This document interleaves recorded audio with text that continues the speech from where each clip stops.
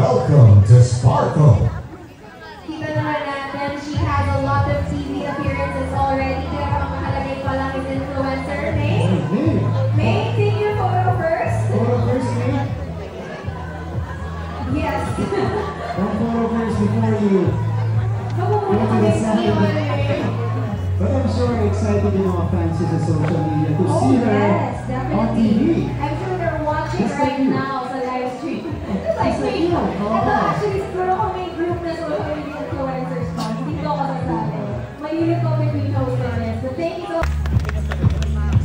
Lots of cheers for Shan. Scan it up.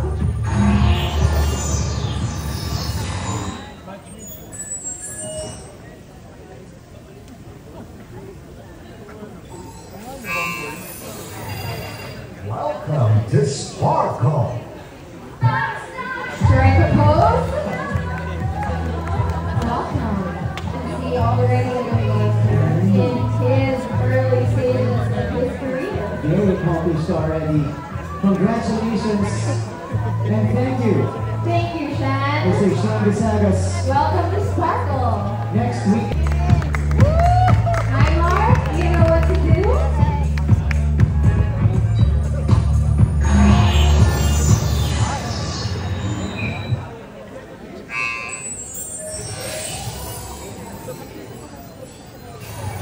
Welcome to Sparkle. Strike a pose. Very interested how will translate on the TV screen or switch roles. A lot of Will be audiences taken. on. Chef with the power suit. Get it up. Go ahead, Chef.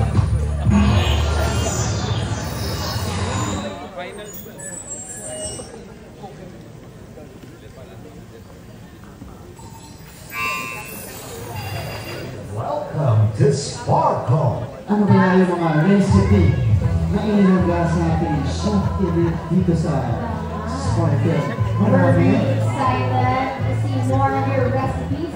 Hindi lang yun, pati yung tatamis niyang ngiti. Sa TV naman this time. Congratulations, Chef. Okay, so please remain on stage and now we call back May Andrasa. Okay, this is your question. Pwede nyo ng konti lang, paano kayo na-discover and then what's your message to your fans online at yung mga fans dito sa Kapuso Network? We can start with Chef. Hi, I'm officially a Kapuso, so good afternoon everyone. Actually started when I was in the US with my family. During the pandemic, I posted a lot of food content, recipes, mukbang, food reviews, and then TikTok reached out to me to join their community, food community. And then I happened to be here on GMA TikTok Statement Day. So Sparkle reached out to me through a Zoom meeting. I didn't know it was a VCR, so I thought it was a project. So, and then actually, did I start? And then I got a lot of followers on TikTok now. Actually, it's very fun. And actually, yung community ko online, it's growing. And I'm so happy to be here kasi it's always been my dream na to be a Kapuso. And I'm looking forward to more opportunities with Sparkle. And I'd also like to take this opportunity to thank Miss Annette Gosol, and Miss Joy Marcelo, Miss Joy Donato, and of course, Miss Lee.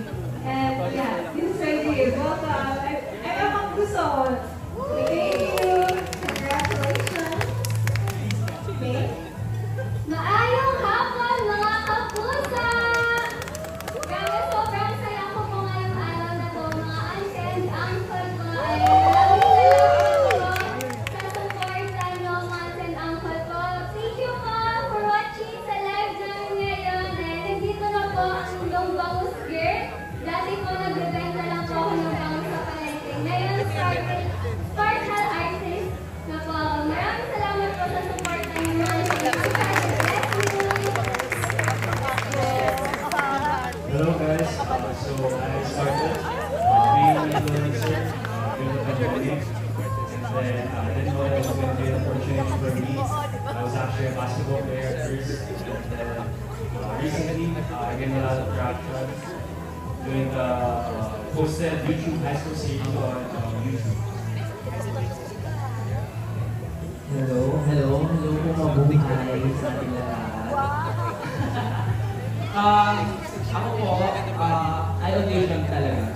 Nag-audition po ako para maging part ng Sparkle. Sa simula bata. Parang nag-try lang ako, natuparin yung wildest dream ko, becoming an artist. Sa Pulbata po ako being a content creator. Parang kapuso shows na yung naging sandigan ko para mangarap at magsumika po talaga. Nung bata ako, lumunok ako ng bato sa paniniwalang magiging kamukha ko si Marian Rivera at magta-transform ako into Darna. Nung naging content creator ako, ang pinaka-kinaliwan sa akin ng mga tao yung pagka-translate ko into gay lingo ng mga kapuso shows. Katulad ng sa Maria Clara, naging Maria Clara Chibaros. Si Ginoong Fidel, naging si Ginoong Fidelity. At nasasabi kong po ito kasi simula bata, nangarap po ako na sana dumating yung pagkakataon na mapanood ako at yung kagustuhan kong yun natupad na. Kaya super nagpapasalamat po ako. I'm very, very grateful sa circle of friends ko, sila Miss Annette.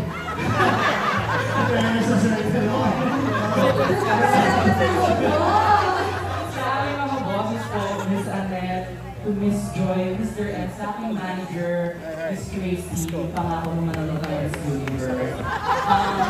Sa aking handler, the Melvin of Eminel, sa kang talabo, walang abo-abo.